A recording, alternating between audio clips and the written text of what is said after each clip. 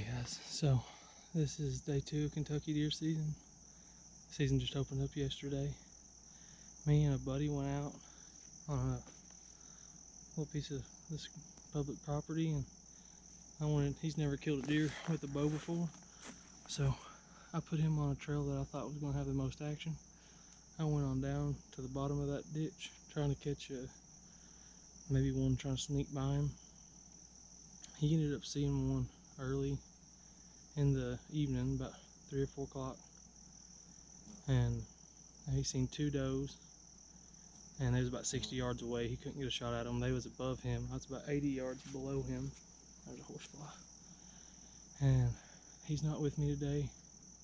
He decided to take the day off, but I'm gonna go in here pretty deep on this public land and see if try to sneak in downwind of a bedding area that I found last year scouting. Had some good rubs in it and stuff, so I know there's some bucks that have been in that area, and we're gonna see what we can do with it. I'm gonna try to blast as fast as I can across this property, get within 400 or 500 yards, start slowing down, and really creep into the tree that I want to be in. The tree that I'm shooting for is a tree that I've been in last year. We'll see.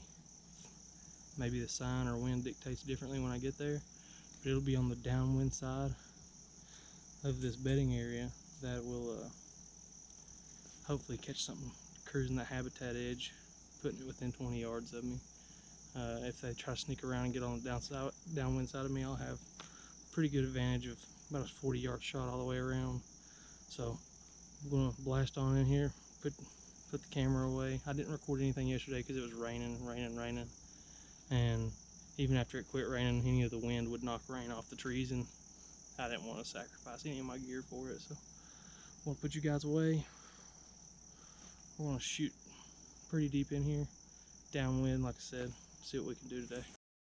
Okay, so I made it back. This is the exact tree I wanted to be in.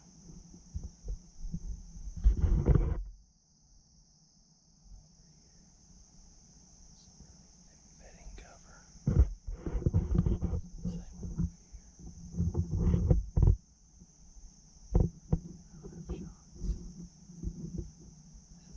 Right here is the weak shot on the setup. So I put this tree here to give me a little bit of back cover and give me a second to get a deer into position if they're coming through there. I'll be able to see them coming through up the trail here. Last year, when I sat here on the first sit, there was a button buck came and was 5 yards from me, but I'm hoping up to a 40-yard shot all the way around here and a 20-yard shot up in here. So I'm gonna see if I can find my mount to mount the GoPro to my tether. I've got my Sony down here. Let's see if we can see any deer. Alright guys, so didn't see anything last night other than some squirrels.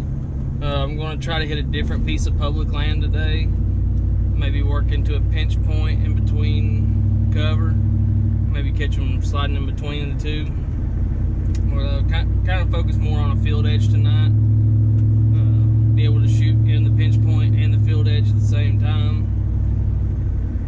Heading out there now. Try to be up in the tree by no later than 3:30, 4 o'clock. Catch some of that evening movement. So this is day 3 of Kentucky season. If I don't do anything tonight, the wind will be right for me to hunt my private land spot tomorrow. And then I've got a dog that I'm training to track wounded deer. So hopefully place a good shot on a doe tomorrow and get my dog out. His name's Bo. He's a little blue tick beagle. Get him out there and put him on the track. Make sure that it's a good track where there's a dead deer at the end of it. Just see how he works it. I've been training him. He's doing some pretty good tracks. I've had him tracking up to about 800 yards or so, and we'll just see what he does with a live track, because you'll never replicate a live track like you will. You can never replicate a live track as good as a live track. So we'll see what he does. If I can get one on the ground. If I get one on the ground tonight, I'll probably come home and grab him, go back out, secure the deer, and yeah, we'll just see what we can do. So I'll hit y'all up maybe when I'm back in the tree. Hey, so I'm on my way in. Probably gonna be about a quarter to a half mile. I haven't tracked it out on onX, but it's gonna be a pretty good little piece in. Not as much as last night. So I got here to the parking area. I'm the only vehicle here right now, which is a good sign. So I know I'm not walking in on anybody. However, I'm hoping nobody walks in on me. But maybe they'll push deer to me. We'll see. And yeah, so I was just kind of happy about being the only one here so far. So something I'm noticing as I'm hiking in here to this hunting spot is Saturday it was raining. There was a lot of rain. The leaves were wet. You could sneak everywhere. Sunday the leaves were still kind of wet where they hadn't dried out all the way. You could still kind of sneak. But today the leaves that have already fallen are so dry. I mean, they're just everywhere and they're dry, so it's going to take me a little bit longer to sneak into the spot that I thought I was going to hunt, or that I am going to hunt. But still have decent wind for that spot. I just need to get in there a little quietly. And with these leaves, it's going to take just another minute. So I'll keep on sneaking through here. Hey guys, so I'm in the tree here. Looks like somebody else has climbed this tree. There were some scars on it, but it was about the only tree where I can see the field and see this little pinch point. There's private on the back side, so I'm trying to catch them moving through this wooded area to get a wind of the field. I threw out some milkweed a second ago, and the wind was moving pretty good, and it was going over where I expect the deer to come through. So unless they catch my ground scent, my scent should blow over them if there's a pretty steady wind. It seemed to have died down right now, so probably my scent would hit them right now if they was to come through here. But it's just 3:30 right now. We still got around 8:30 is last legal shooting line, so still got about 5 hours, and anything could change. Sound like here's some acorns dropping over there. See if anything moves through here.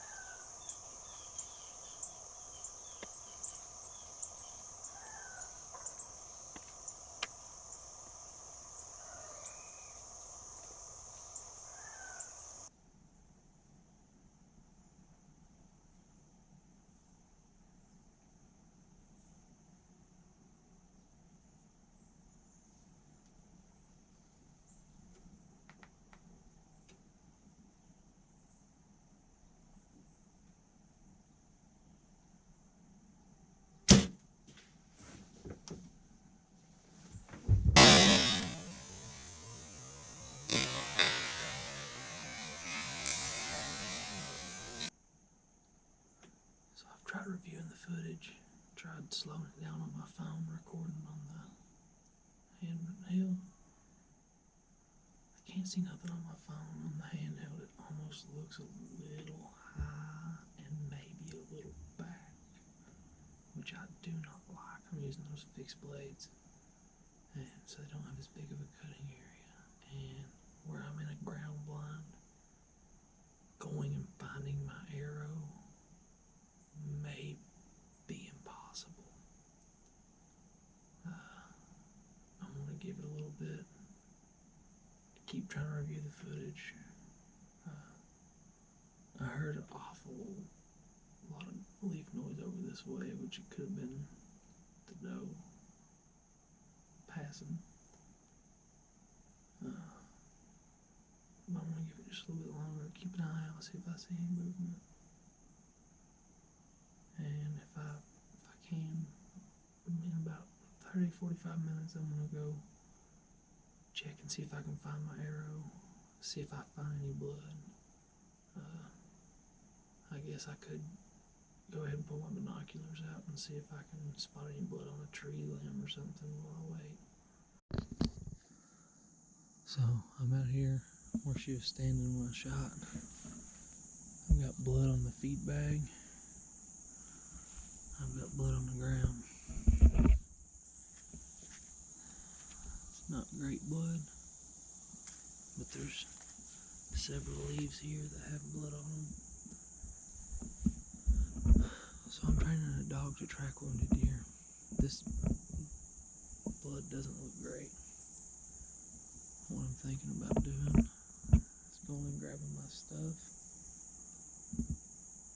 and sliding out to not disturb that trail. So she went across my foot trail.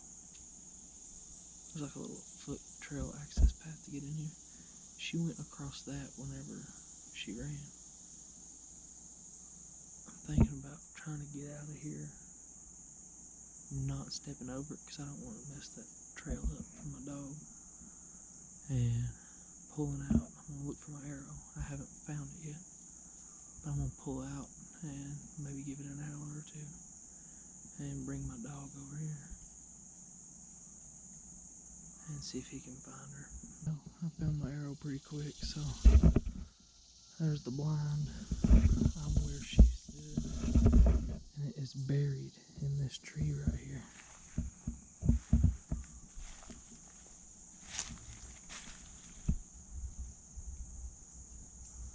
So this arrow went all the way through her and buried itself about an inch or more into the tree behind her. But this arrow don't look good, guys. So I think what I'm gonna do is I'm gonna pull out of here, go back to the house, grab me a bite to eat, see if I can review the footage on the laptop, and bring my dog back in here about an hour or so. See just the blood that is all over the tree here. It's on the ground. It went through her probably 5 yards and buried itself into a tree, which I'm not happy on the shot placement, but that arrow performance is pretty wild. Hey guys, so I went back, reviewed the footage. It does look like it was a little bit back on the doe, but still should have a dead deer. I think I heard her kicking her last kick. So it's been about an hour or so after I pulled out. I've got my dog loaded up. I've got his 30-foot lead. I'm going to take him back in the way that I came out. That way, if I stepped on blood on the way out, if I went back the way that I came in, then it would kind of throw him off kilter if we took him to the beginning of the track. I'm going to take him to where I shot her at, and then put him on the track, and then the blood trail should be solid, good. We'll see how he does. He is just a 6-month-old pup. This will be his first track. I didn't want to use him for myself, but I do think she's dead, and we'll see if he can put me on her. Hey guys, so I got my dog out here. This is Bo. So I've got the 30-foot lead snapped to his flat collar, and what that'll do is kind of train him like, hey, we're not working yet, we're just walking into a spot. When we get to the spot, I'll switch him over to his harness and I'll give him my hunt command after I put him on the trail. I know roughly what direction that she went, so I'll kind of know if he's on trail or not. If he's not, I'll tie him to a tree or something and kind of work the blood trail myself. I think I know where she's at if she is dead. So I'm gonna go back in the way I came out, which is not the way that I went in this morning because she did cross over my track.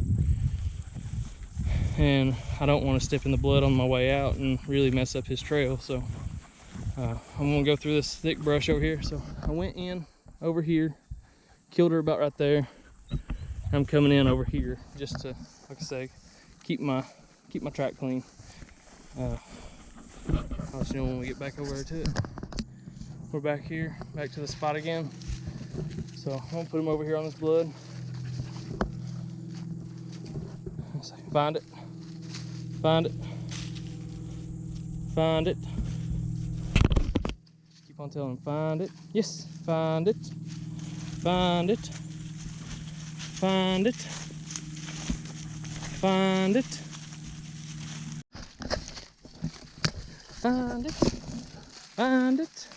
Yes, find it, find it, find it, find, yes, find it, yes, yes, find it, yes, good job, you found it, Bo, you found it, you found it.